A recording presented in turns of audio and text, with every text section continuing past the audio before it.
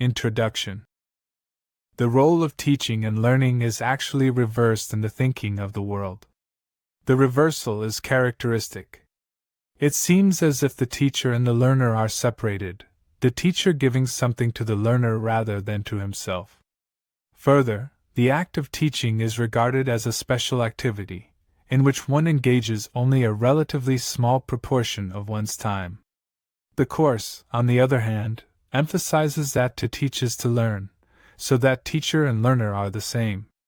It also emphasizes that teaching is a constant process.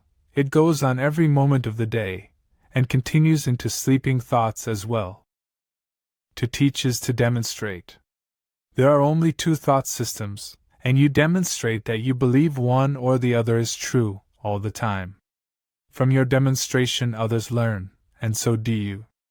The question is not whether you will teach, for in that there is no choice.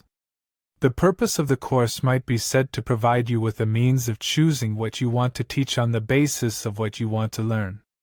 You cannot give to someone else, but only to yourself, and this you learn through teaching. Teaching is but a call to witnesses to attest to what you believe. It is a method of conversion. This is not done by words alone.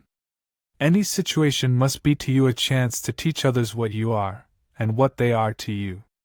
No more than that, but also never less. The curriculum you set up is therefore determined exclusively by what you think you are, and what you believe the relationship of others is to you. In the formal teaching situation, these questions may be totally unrelated to what you think you are teaching. Yet it is impossible not to use the content of any situation on behalf of what you really teach, and therefore really learn. To this the verbal content of your teaching is quite irrelevant. It may coincide with it, or it may not. It is the teaching underlying what you say that teaches you. Teaching but reinforces what you believe about yourself. Its fundamental purpose is to diminish self-doubt. This does not mean that the self you are trying to protect is real. But it does mean that the self you think is real is what you teach. This is inevitable. There is no escape from it. How could it be otherwise? Everyone who follows the world's curriculum, and everyone here does follow it until he changes his mind, teaches solely to convince himself that he is what he is not. Herein is the purpose of the world. What else, then, would its curriculum be? Into this hopeless and closed learning situation, which teaches nothing but despair and death, God sends His teachers. And as they teach His lessons of joy and hope, their learning finally becomes complete. Except for God's teachers, there would be little hope of salvation, for the world of sin would seem forever real. The self-deceiving must deceive, for they must teach deception. And what else is hell?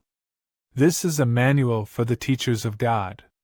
They are not perfect, or they would not be here. Yet it is their mission to become perfect here, and so they teach perfection over and over, in many, many ways, until they have learned it. And then they are seen no more, although their thoughts remain a source of strength and truth forever. Who are they? How are they chosen? What do they do? How can they work out their own salvation and the salvation of the world? This manual attempts to answer these questions,